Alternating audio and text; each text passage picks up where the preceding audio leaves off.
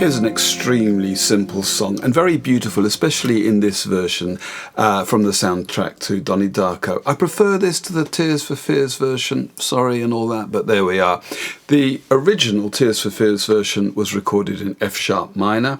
This version is in F minor. Either way, it's incredibly simple. There's nothing but 4 chords. So I'm going to tackle this in 2 ways. I'm going to give you a very basic version in standard tune guitar. I've got a capo on the 1st fret there, and then we're going to try something a little bit more adventurous. We're going to go into a different tuning, and we're going to move the capo up for something that's going to give us some opportunities for a bit of finger picking too. All right, let's look at that basic version first. Okay, standard tuning, and I've got a capo on the 1st fret because with the original in F minor, this way I can play as if I'm in E minor. And there are literally 4 chords. We've got E minor, then we've got G, D, and A. And if you're at the stage where you're just getting to grips with some of these simpler chords, make sure to use your 2nd and 3rd fingers for the E minor. Keep that 2nd finger there on the 2nd fret of the 5th string, and that's going to give you the preferred way, at least my preferred way of playing G. I'm not using the 1st finger there. That's just one of those good examples to illustrate why this fingering for G is probably a better option, because it creates a much smoother transition between chords that you're likely to come across in the context of G. And it's a bar of E minor. All around me are G, familiar faces, D, worn out places, and A, worn out faces. And that just repeats. We get that 4-bar sequence 4 times for the verse, and that's the whole thing. All around me are familiar faces, worn out places, worn out faces, bright and early for their daily races, going nowhere, going nowhere. Their tears are filling up their glasses, no expression, no expression. Hide my head, I wanna drown my sorrow. No tomorrow, no tomorrow. Okay, and for this version, I'm going to content myself with some simple strumming in 8ths. So down, up, down, up, down, up, down, up. Regular, but not too automatic. And what I might do is just emphasize that 2nd up strum. 1 and 2 and.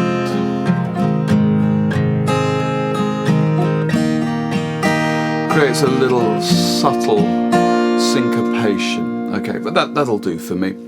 The other thing to say, in the verse, as we move from the last chord of our sequence, A, back down to E minor, what I might do is transition with a little passing bass passage. 3rd fret on the bottom string, 2nd fret, and I'm using my 3rd finger on the 3rd fret, 2nd fret with my 2nd finger, and back down. So I'll just give you 4 bars there.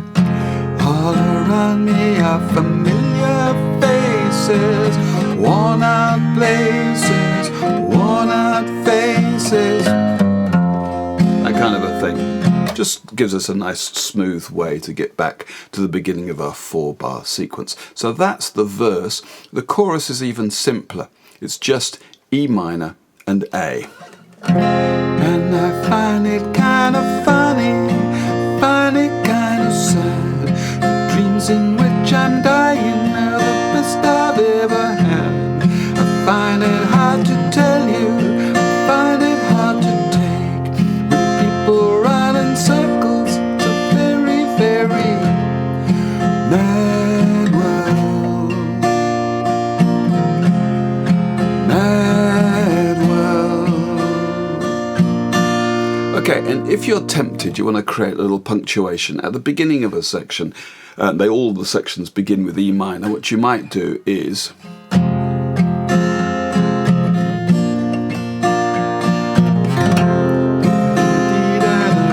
see that? I'm just stiffening up my thumb and then dragging it across, beginning late in the previous bar so that I come bang on the 1st beat. Let me just get out of the chorus. Mad world,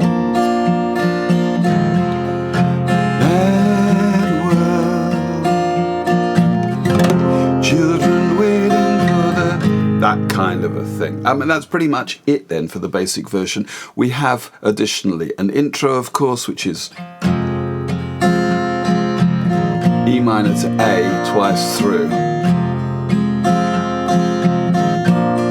And then we're into the verse.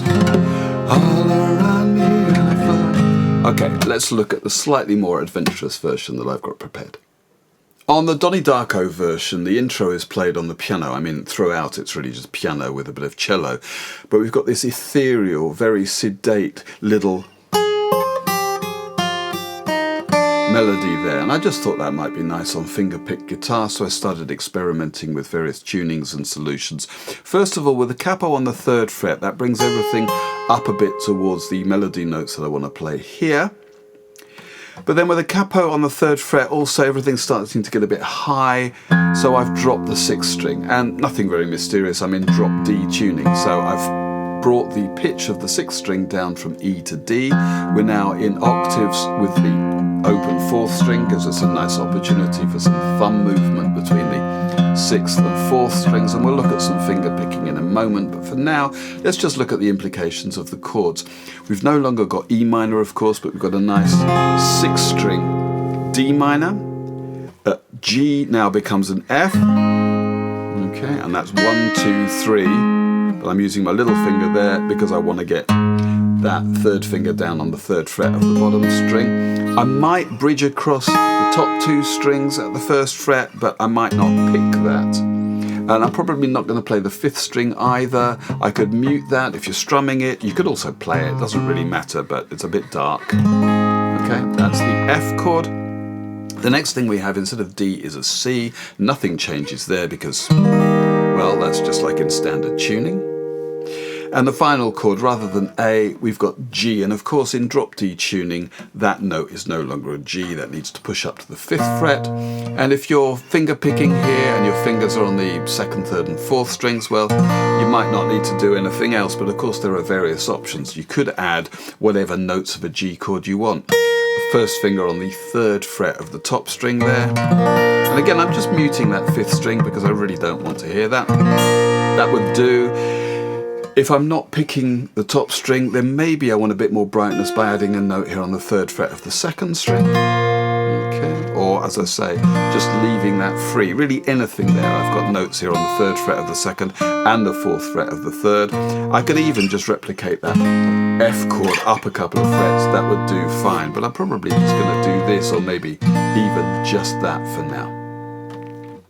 Let's just get a feel for the verse here by strumming through with these chords. All around me are familiar faces, worn out places, worn out faces, bright and early for their daily races, going nowhere, going nowhere.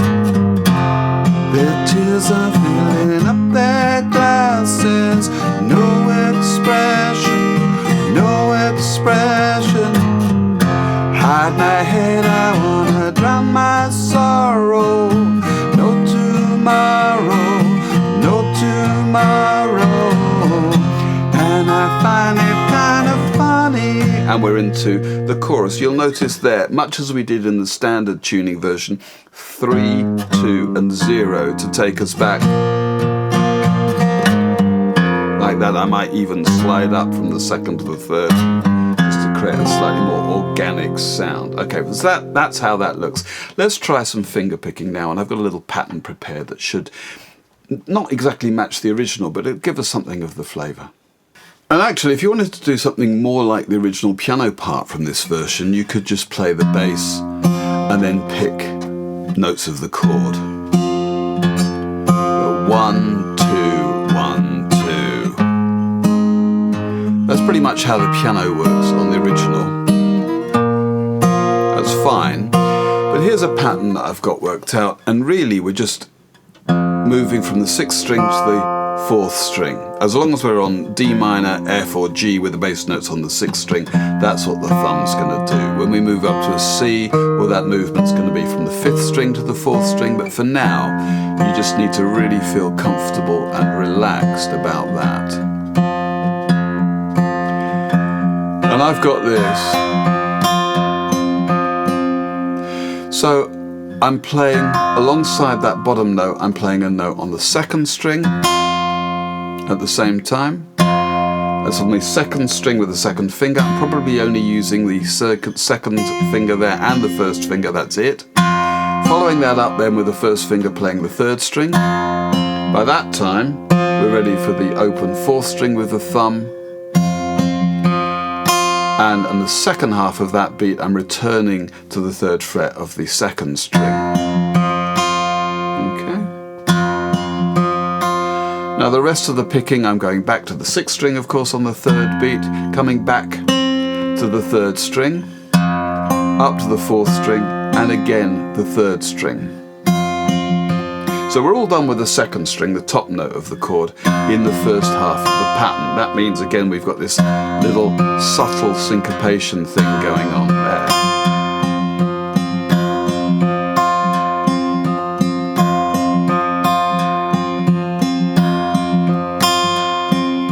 Okay, that's worth getting under your fingers, and we just need to modify that slightly. For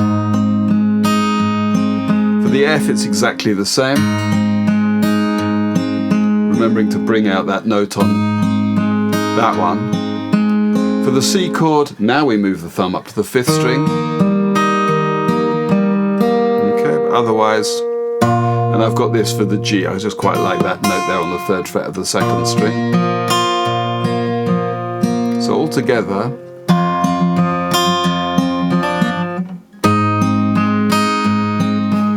just about.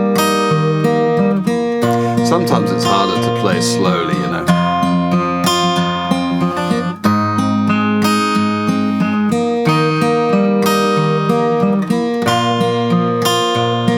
Okay.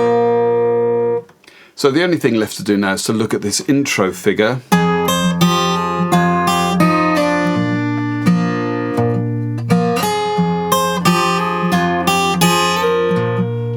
That's what I've got for that. And if we look at the melody straight away, it does this.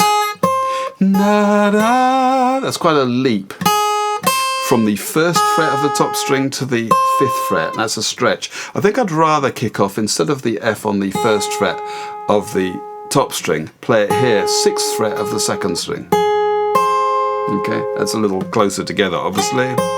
And then I am going to move back down to first position. I might play that with my third and second fingers, first and second fingers, I don't know.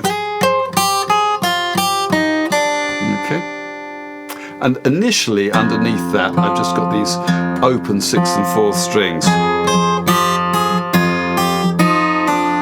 I might pull that off, that last note of that bar. Then I'm on to the G chord. And I'm just going to alternate between the bottom string and the open third and fourth strings. So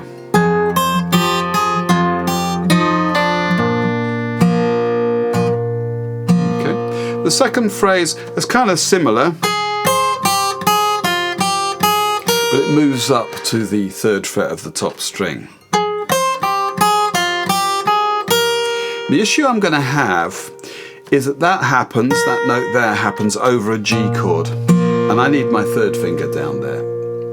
So as I hit that F at the end of the third bar, I'm going to slide up to the third fret there. That means my third finger's nicely in position there.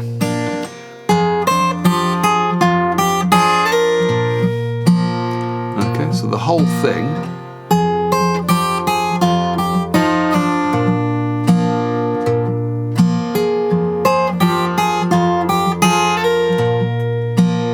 That's what I've got for that. And bear in mind, at the end of the second bar, that first note there, that F, comes in a little bit early.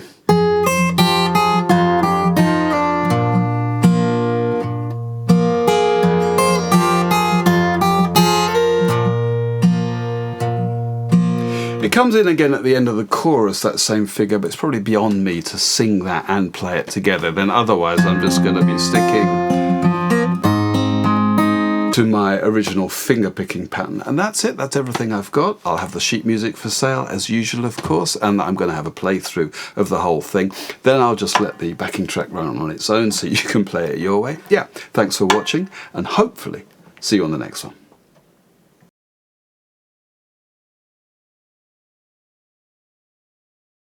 1, 2, 3.